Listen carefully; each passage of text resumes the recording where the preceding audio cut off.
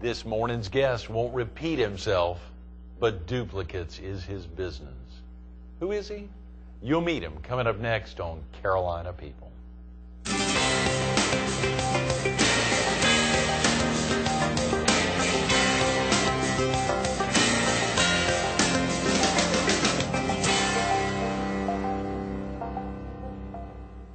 Good morning. Welcome to Carolina People. This morning we're at Atlantic Eye Laser Eye Center on Highway 17 bypass in Murrells Inlet, about a quarter mile south of Inlet Square Mall. We're focused on this Saturday's after party to be held at the Conway Country Club, and we're visiting with John Cassidy, one of the organizers of the after party. Good morning, John. Good to see you, Greg. How exciting to get you in early on a Tuesday morning. Thank you very much. I appreciate it. A lot going on with the, of course, the big golf tournament this Saturday, and then the after party where I think you still have some tickets available. We sure do.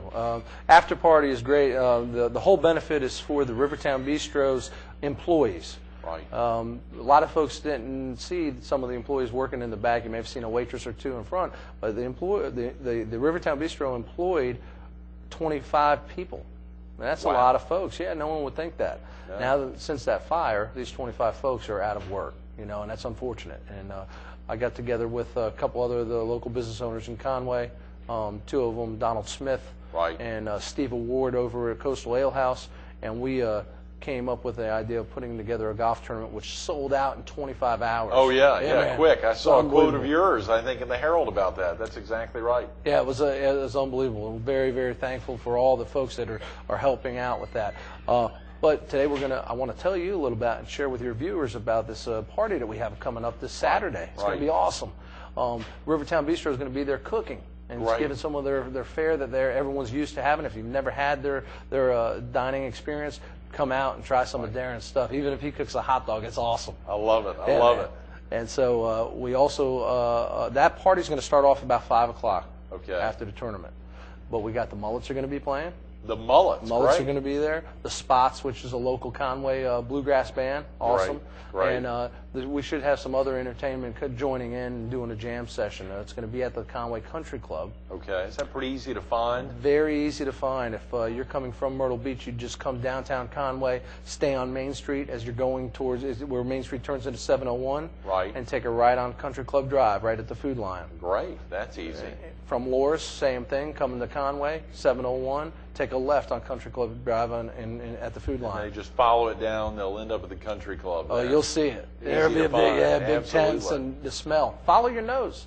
Yeah, listen up. That's right. Darren making it happen. Darren and Cindy Smith, of course, the owners there of Rivertown Bistro for years. And the fire, a lot of our viewers in the PD in southeastern North Carolina, maybe even viewers here at the beach, may not know. Share with viewers just what happened there.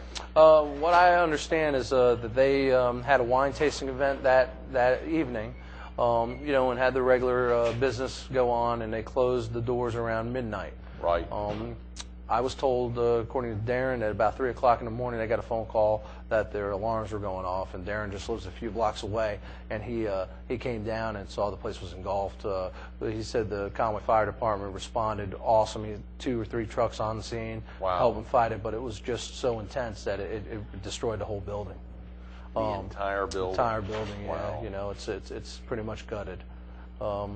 It's unfortunate, but thankfully, it's amazing how the community comes together to help out, and that's what it's about. It's helping each other out. And of course, the tickets to be sold. There's the golf tournament. There's obviously, I think you said there's even some T signs available for folks who want to get out there and reflect that their business or them themselves individually are very supportive of the employees, but they can also buy tickets. What are the costs for the different things? And the tournament will kick off in the morning, so they'll be playing rain or shine. I mean, it's a real opportunity to get out there for businesses who may want to sponsor some T signs or hole signs, hole sponsors, or also the tickets. Let's talk a little about the cost for viewers who may be able to come out of pocket to help the bistro employees. Okay, the whole sponsorships that are still available are it's a $100 sponsorship, includes 1 ticket to the after party. Great, okay. And that is just a basic sign that will have your name and supporting the employees of the bistro. We'll put it out there, give you the ticket. Additional tickets for the party are $30.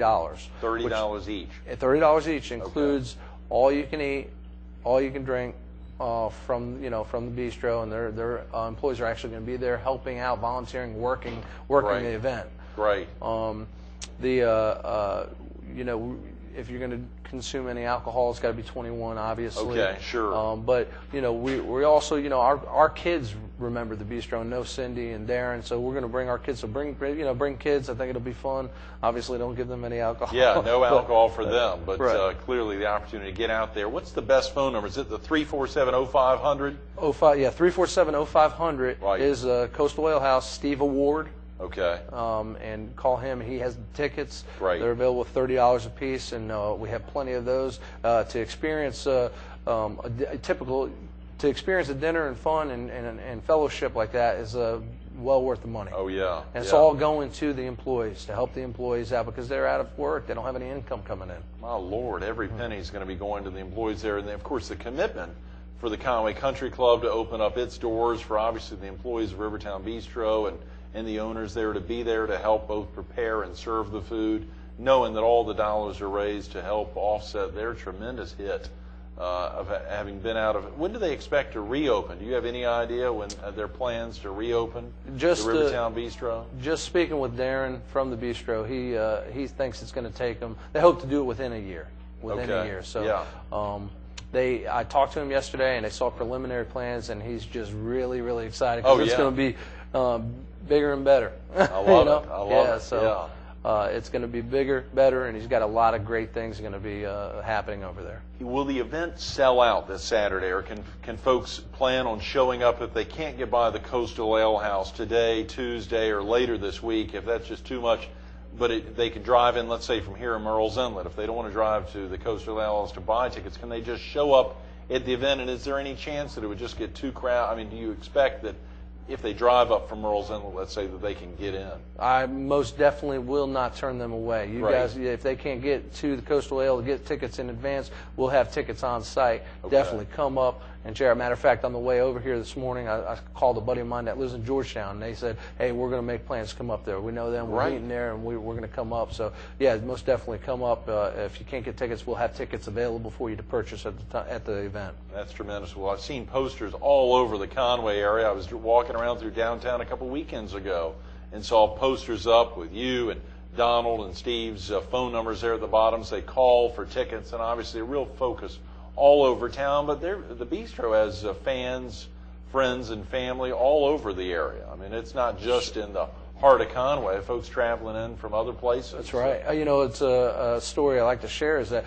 I was walked into the Bistro one night, and coming out was a fellow that I knew from Florence. Right. And I said, hey, man, you in town on some business? He said, no, we have a dinner club, me and two other couples and my wife, and we came all the way from Florence to eat here because we heard about it, Wow. how great it was. And I said, well, what do you think? And he said, man, we'll be back. So how about that, all the way from Florence? I love it. Yeah. I love it. Our That's viewers cool. in the PD may want to think about finding out when they're going to reopen, and it's a good opportunity to come out this Saturday to celebrate to clearly what all has to happen behind the scenes to turn out tremendous food like the Rivertown Bistro has been doing year after year now. Mm-hmm. So clearly the employees both on the front line and the back end have to make something like that turn out that well. They are so excited about it.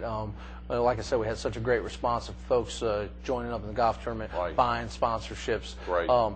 Raised so far, I think it's almost near $18,000. Oh, come on, John. So that's tremendous. That's fantastic. Yeah, and very, very Duplicates happy. have been doing a lot of the printing. Yeah. These great-looking cards here. Thank you. A fundraising golf tournament to benefit the employees of the Rivertown Bistro. And, of course, it highlights these are actually the tickets themselves. That's them. These are the tickets themselves. I know viewers can't read all that information on there, but enough golf, let's party. I love it. So entertainment by the Spots, the Mullets, many other folks that are going to show up there to wrap around to support. Now, it highlights must be 21 to get in for ticket admission, but at the same time, you bring your girls who are 8 and 10 just to be there, clearly not to partake in the adult beverages, but Sure. to be there to enjoy, to celebrate the employees and their staff, so folks know they can come as a family. Right, that's correct. Good. Most definitely, most definitely. Real quick about yourself, John. Are you originally from the area? I'm originally from New Jersey. Oh, is that in the upstate? Up near Manhattan, so you know how you. Oh, doing? you mean the upper part of the country? Yeah, New the other Jersey, part. another state. Yeah. Oh yeah, New Wow. Jersey. Yeah. So New Jersey, Carteret actually, and Right. I moved down here in 1986. Oh wow. So I've been down here quite a while. More than 2 decades. You're a local. Yeah. I know. I don't look it. Yeah, You probably think I don't you look mean, it. That's right. You moved down there in diapers. That's right. Yeah. You've been down there that long. What prompted you to move to Horry County? Coastal Carolina. Oh, good. Big. I went to Coastal. Graduated there. I just really liked the school. Still very much involved with their sports and stuff. And matter of fact, they're a good customer of my business. Is that right? Yeah.